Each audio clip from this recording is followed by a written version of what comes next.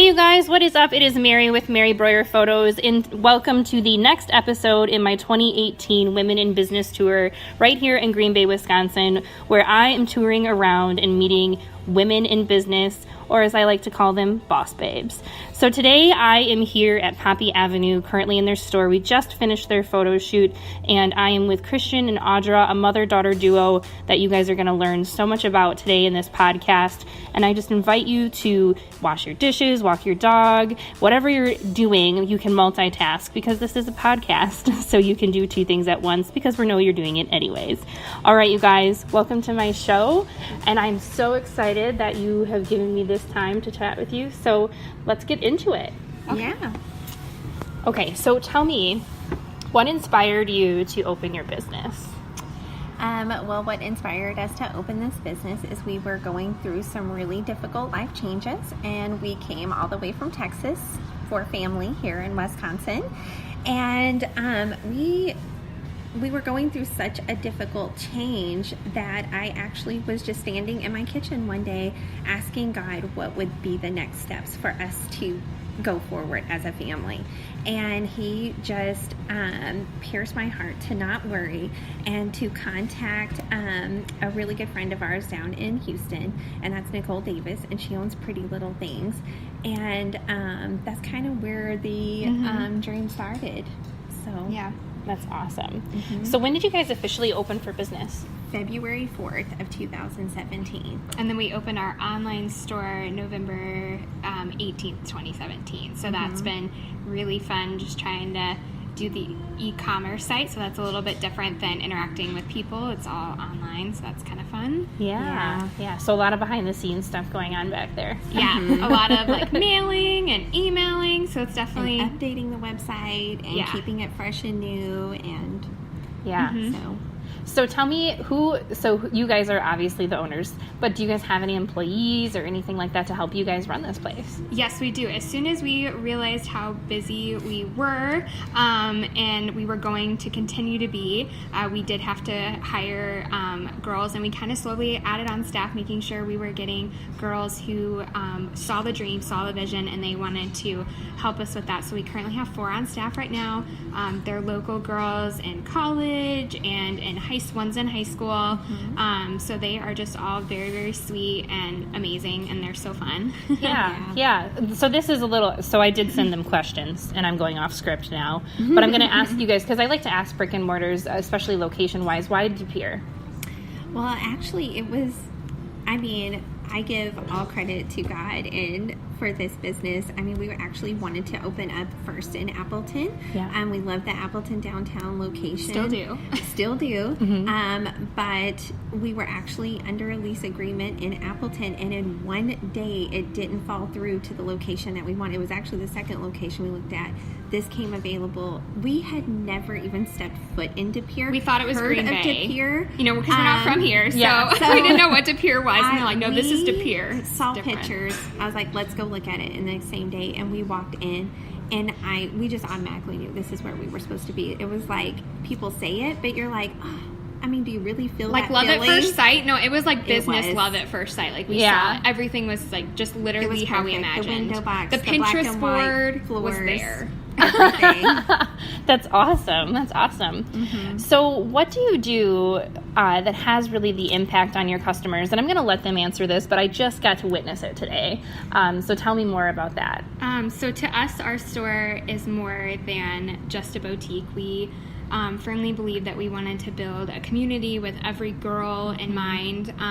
We carry even extended sizes, the plus styles.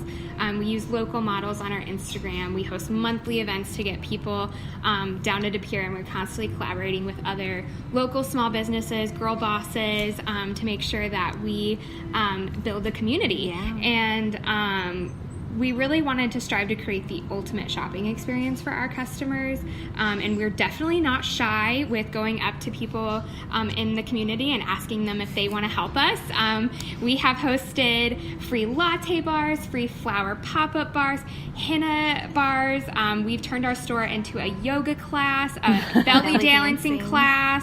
a bra fitting 101 class that was a little more exclusive. So our staff and customers are so used to us moving our racks, really creating any kind of whimsical experience that we want, just to it's not just about, it's letting everyone know the potential of their community, and when we work together we are stronger together, and it is just amazing all the talent that is here around us. Yes. And to bring that all in, because you're thinking of what is your customer doing outside of shopping.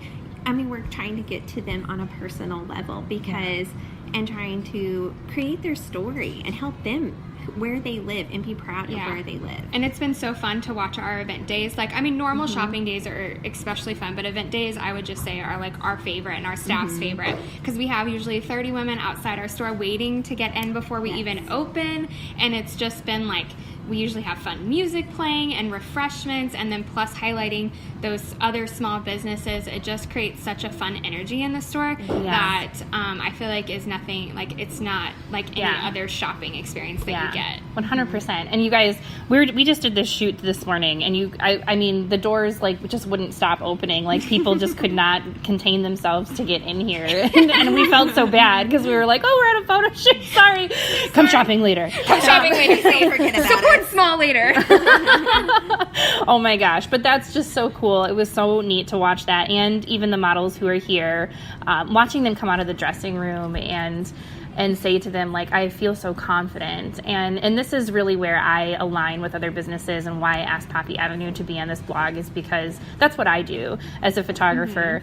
You know, an outfit really is something that completes you and makes you feel, you know, just more extra pep in your step, just like having a photograph of yourself. So you can really combine the two, which is another reason why I came here. So because I want you to come shopping here before your photo shoot. Yeah.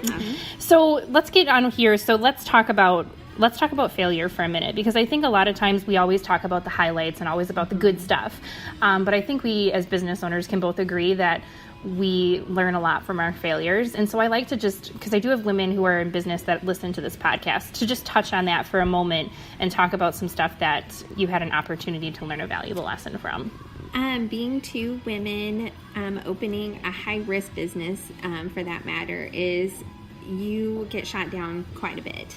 And you just got to take it. Some crazy looks. Yeah, and that's okay. Because when you have gone through failures, it just makes you stronger, that you're going to push harder to what you want and what your purpose is. Because as women, we are so giving. We give. We give to our families. We give to our children. We give to our husbands. And then it's like leftover. What is left for us? And we have to even teach our daughters, you can't forget about yourself. So, and I think one pivotal moment where we felt like we were really struggling was when we were just starting the more like planning of the business. I mean, because now we have a storefront and you can see it and you can see our vision physically, but when you're trying to go to a bank and you're two women who are not a part of this community, we don't have husbands' incomes to stand on, and we're trying to open a high-risk industry. I mean, we had bankers directly tell us that, like, where's your husband's income? Like, and it makes better you feel if you had that extra income. And that's all great. Everybody would love that cushion. Yeah. And when you're talking about opening a business, of course, that's the first thing. You want your finances to work out. But writing a business plan, getting everything put in action and put on paper. I'm a huge journaler. I write notes for everything. I just have to organize my notes a little bit better, but really planning it out and then taking that plan and putting it into action, I think, is what will create a successful business. I mean, you of course do things on the whim, but planning is a huge and just not part. giving up, because I mean, there were so many moments when we would get shot down at banks, or when we were looking at locations to rent because of our situation that we had. Is to not give up, because we would remember, we thought, I mean, there were multiple times we thought we shouldn't even open a store. Like, they're right. I mean, we're two women, not even a part of this community. Like, we don't have husbands, like, and we're going to give up our jobs to work maybe potentially a volunteer fashion position at our own store. Like, we don't even know if we're going to make it, you know? And so we just had to remember the vision that God gave us, and we ran with it. So we just remembering your vision and remembering your why is so important in those moments. And also creating a mentor team. I mean, I don't think that you cannot do this by yourself. Absolutely. You have to have backing. Somebody to call. Somebody to call. We have, a lot of this store was inspired by Nicole, who owns, our friend in Texas, who owns a boutique. And I mean, she was very open at the front. I mean, we had an open relationship, and she was like, I will, yes. We call her constantly. She calls and also us. It's so we nice. have a financial advisor who we could not, I mean, we took our numbers to him. Is this going to work? What is the least likely, I mean, because we don't know. We're in a high-risk business. People are going to love you or they're going to hate you. Yeah. And they're going to walk out. I mean, fashion is changing constantly, and I mean, we're competing not just with other small businesses, but with chain stores, online. I mean, it's constantly changing. Yeah. So Yeah. you just got to keep pushing forward. Yeah. And you guys already kind of led into that to some tips or suggestions that you have for my listeners, which is women and business owners.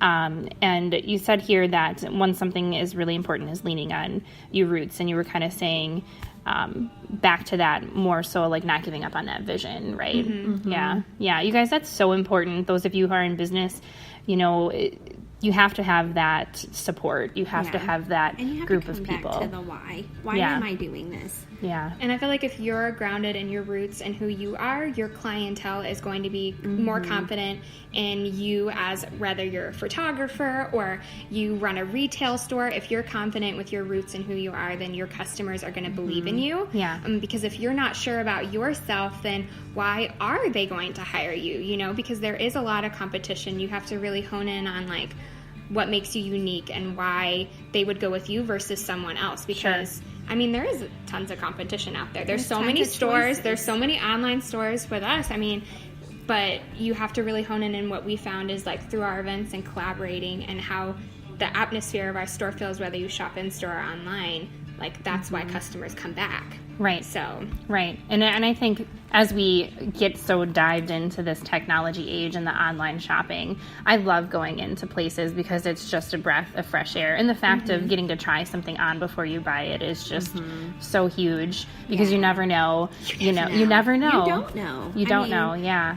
Even if you love a certain brand, I mean, there's different cuts, different... Yeah. And plus, you get the styling experience of our girls who have been trained on, like, proper jean fitting, and it's so nice to maybe have a second opinion on, like, as much as I loved going shopping with my mom, like, not all my friends were close with a mom figure or a friend figure to help you shop. Right. So it's really nice to have, like, that unbiased opinion in store to tell you, like, oh, I like this on you, or I think this looks better. So you get that when you come shop in store versus, like, online. And we're not going to let you walk out of this store not feeling confident. And it's so, because you're dealing with women's bodies, and we are so hard on ourselves. Yeah. And so, but we want to make sure that you love what you wear and you are going to talk about it and get compliments as soon as you walk out that door, because that's number one. That's why we go shopping, and that's why we invest our money in clothes and makeup, because we want to feel good. Yeah. And so... Yeah, absolutely. That's super important to us. And I know that, Christian, you already talked about that, you guys, because here's the thing is a lot of the women that come to me are full-figured women. They're not, they're kind of more the size 16, sometimes size 18 or larger. And when I came in here the first time, I just loved how I walked over and there was a rack that said like 1XL and 2XL, and there was options, because I find, as being a curvier woman myself, that I don't like being segregated. There's stores for women of our size, but it's like, who wants to be, I'm going to go shop at the plus size women's store, and then all my friends are going to go shop over here. Now we're being separated and creating the tension and creating that. So tell me more about, I loved how you put it when you said, women would walk in here with their friends and then go, you can take it from there. So we love that when we were dreaming of this store, I have a lot of fuller figured friends, and they're like, it sucks to go